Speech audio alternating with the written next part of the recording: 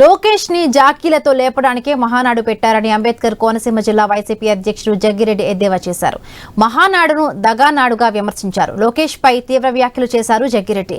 రాజధాని అమరావతి కడతారని చెప్పిన చంద్రబాబు కొత్త ఇళ్లు కట్టుకున్నారని జగ్గిరెడ్డి మండిపడ్డారు.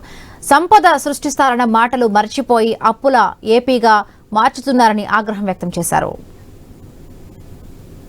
కడపలో రాజశేఖర్ గారి విగ్రహం ఉంటే ఆ విగ్రహం చుట్టూ మరి ఏదైతే వారి తెలుగుదేశం పార్టీ జెండాలు ఫ్లెక్సీలు కట్టి వారికి ఉన్నటువంటి రాక్షస ఆనందాన్ని చూసి వారు చేస్తున్న దుశ్చర్యల్ని ఖండిస్తూ ఉన్నాం. ఇక రారా చంద్రబాబు నాయుడు గారు ఏదైతే ఈ రోజు జరుగుతున్న మహానాడంతా కూడా లోకేష్ గారికి డబ్బు కొట్టే కార్యక్రమం. ఎవరు ఎంత ఎగిరినా ఎగిరి గంతేసినా ఎగిరి మామూలుగా గంతేసినా ఒకటే కూలి ఇస్తారు, భోజనం పెట్టి పంపుతారు అంతే. కానీ అక్కడ మంత్రులు వారు చేసిన అవినీతిని కప్పించుకోవడం కోసం మరి లోకేష్ గారిని చంద్రబాబు నాయుడు గారిని మరి జాకీలేసి మరి లోకేష్ గారిని పెంచేటువంటి కార్యక్రమానికే ఈ మహానాడు ఏర్పాటు చేశారు.